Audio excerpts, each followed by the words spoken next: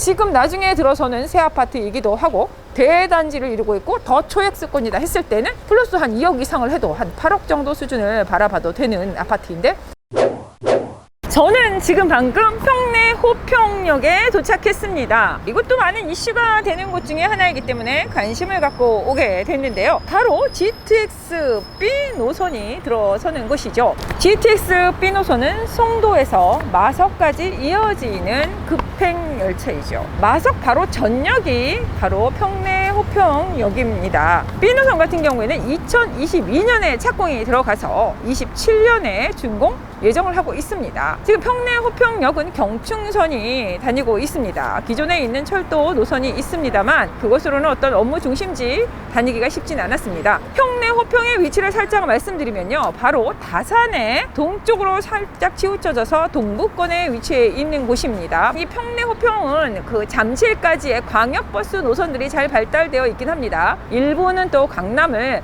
쏙쏙들이 가는 또 버스 노선이 있기 때문에 광역버스로 도심을 그동안 다녔던 곳입니다. 잠실까지가 아마 거리가 한 20km 정도 됩니다. 그래서 출퇴근 시간이 아닌 경우에는 20분에서 30분 사이면은 차량으로 이동이 가능한 굉장히 근접한 거리입니다. 그런데 이제 출퇴근길엔 너무 막히다 보니까 그 시간을 측정할 수 없게 돼서 철도는 굉장히 중요하죠. 그런데 GTX B 노선이 들어서게 되고요. 그리고 이곳에서는 또 여러 가지 교통에 대한 이슈가 있습니다. 이 내용에 대해서는 외부인들은 잘 모르겠지만 내부에서는 살짝 불편한 점이 있었어요. 평내 호평역을 중심으로 북쪽으로는 호평동이고요. 그리고 남쪽 아래쪽으로는 평내동입니다. 대부분의 어떤 시가지들이 그리고 상업시설들, 인프라들이 좀 갖춰져 있는 곳은 호평동 쪽이라고 할 수가 있겠습니다. 그리고 평내 쪽은 완공이 다 되어가는 것부터 해서 앞으로 또 들어설 것들이 있는 신시가지 쪽이라고 볼 수 있는데요. 교통여건에서도 대부분 광역버스를 이용하는 데서 불편이 있었습니다. 왜냐하면 이 광역버스들이 호평동에서 평내동을 갔다가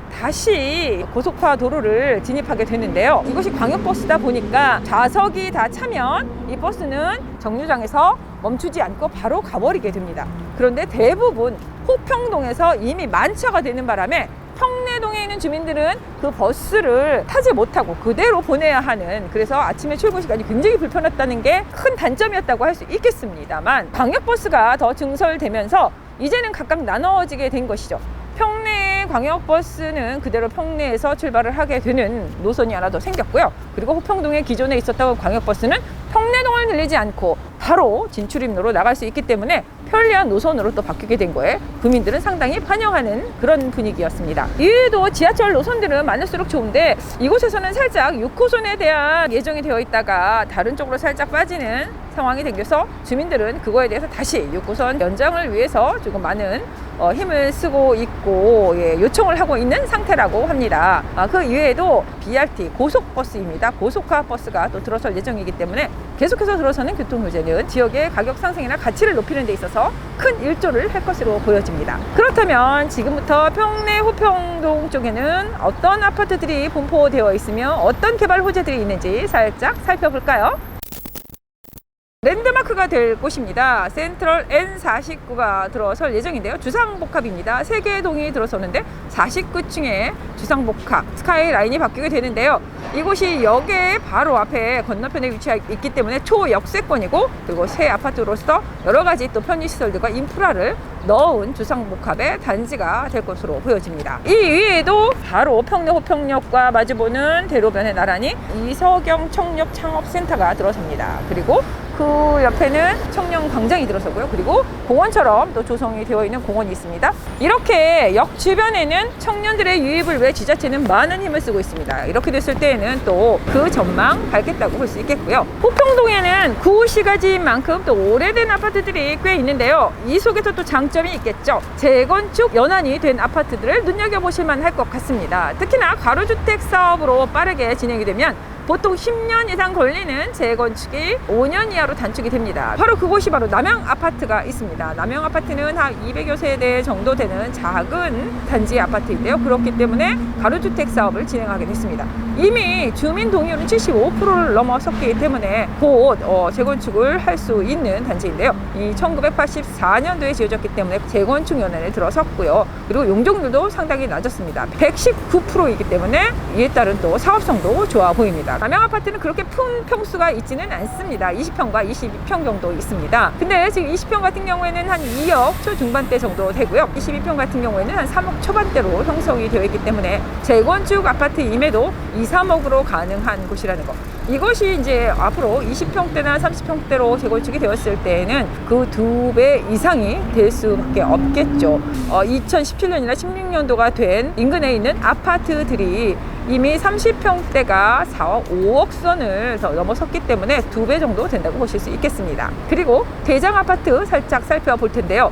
호평동 쪽에는 KCC와 오네트 센트럴이 있습니다. 오네트 센트럴 같은 경우에는 616세대 정도 되고요. 그리고 KCC가 한 333세대를 이루고 있습니다. 전체적으로 단지가 크지는 않지만 그래도 역세권의 알짜 단지로서 가격 형성에 있어서는 주도를 하는 곳이기도 한데요. 한번 살짝 평형들을 살펴볼 필요가 있습니다. 두 가지 평형으로 이루어져 있는데요. 25평과 33평으로 이루어져 있습니다. 25평 같은 경우에는 5억 말 정도 가격을 형성하고 있고요. 그리고 33평 같은 경우에는 7억 초반을 형성하고 있습니다. 호평 오네트 센트럴 같은 경우에는 2019년 준공이 된 아파트. 그래도 호평 일대에서는 최신 아파트라고 할 수 있겠습니다. 지금 24평과 30평으로 이루어져 있습니다. 두 타입으로 해서 24평은 지금 현재 한 4억 말쯤 가격 형성이 되어 있고요.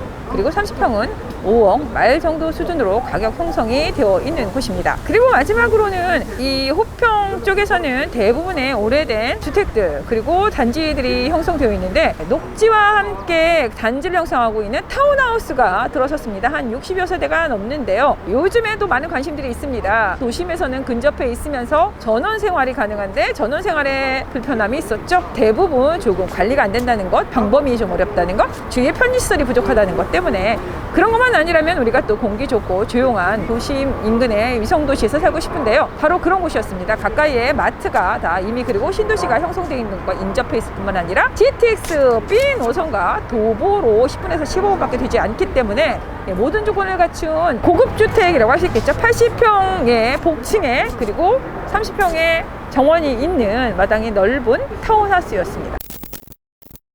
호평동을 알아봤으니 평내동으로 가보실까요? 평내동 같은 경우에는 지금 신도시라고 할 수 있겠죠. 새로운 아파트들이 들어서는 곳이기 때문에 이곳에 또 많은 관심들이 있을 것으로 보여집니다. 그리고 제법 큰 대형 단지들이 있는 곳이기도 하지요. 재건축에 대한 관심들 많을 텐데요. 우리 재건축하면 또 대형 단지들을 떠올리게 할 텐데 바로 이곳이 그런 곳이 있습니다. 진주 아파트 1, 2, 3단지가 재건축이 되고요. 역세권 아파트가 될 곳이기 때문에 더욱 관심을 많이 가져보시기 바랍니다.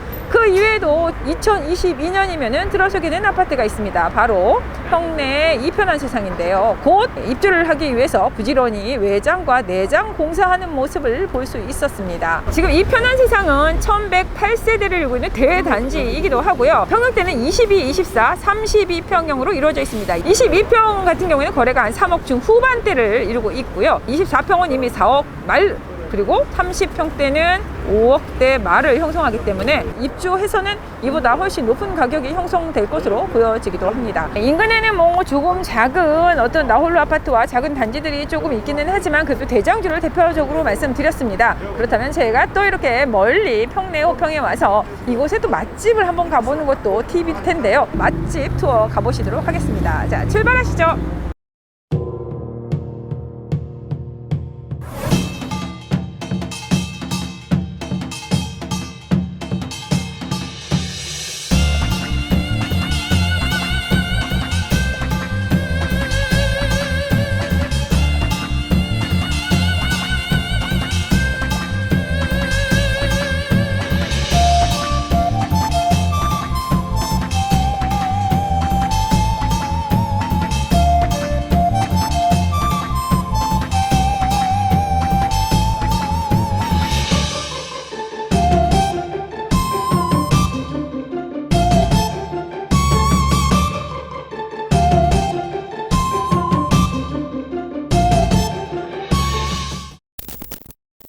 네, 저는 지금 평내동에서 가장 기대가 되고 대단지 아파트가 들어설 진주 아파트 1, 2, 3단지 앞에 와 있습니다만, 예, 지금 한참 이주하고 철거하고 나서 토목공사가 들어갈 줄 알았는데 공사가 멈춰져 있는 것 같아서 제가 좀 자세히 좀 들여다봤습니다. 인간에 좀 알아보았는데요. 왜 저 공사가 멈춰 있습니까? 라고 한번 여쭤봤습니다. 서희 스타일스가 원래 시공을 맡기로 했었는데 그것이 조금 방향이 틀어지는 것 같습니다.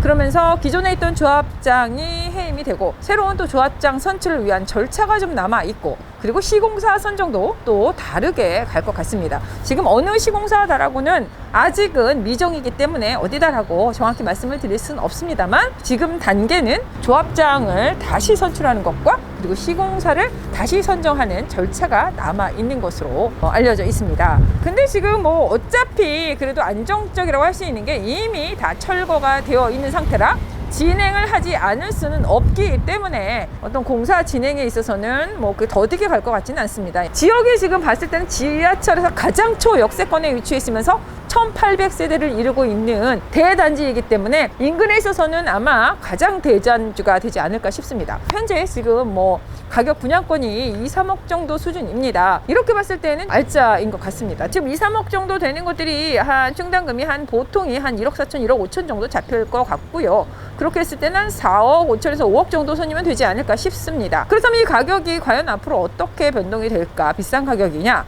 그렇지는 않습니다. 그 대명 루첸 같은 경우에도 작년에 입주를 했습니다. 그래서 그곳이 한 20평대가 5억 선을 또 향하고 있고요. 그리고 지금 대장주 중에 하나가 KCC인데 KCC는 벌써 6억대를 육박했기 때문에 지금 나중에 들어서는 새 아파트이기도 하고 대단지를 이루고 있고 더 초액수권이다 했을 때는 플러스 한 2억 이상을 해도 한 8억 정도 수준을 바라봐도 되는 아파트인데, 현재 한 뭐 4억에서 5억 사이라고 한다면은 적은 금액으로 또 해보실 수 있는 대장주 아파트로 손색이 없을 것 같습니다.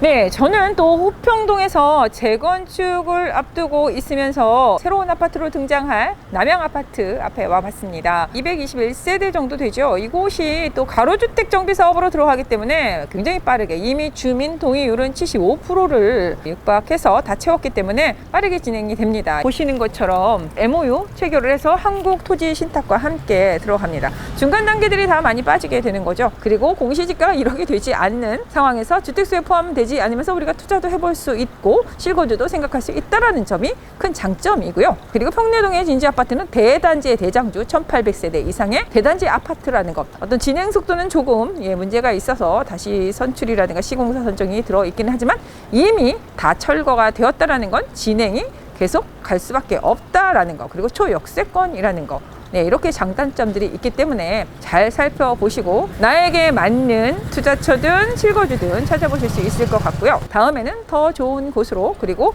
여러분의 어떤 신청 지역이 있으면 받아서 한번 달려보겠습니다. 네, 감사합니다.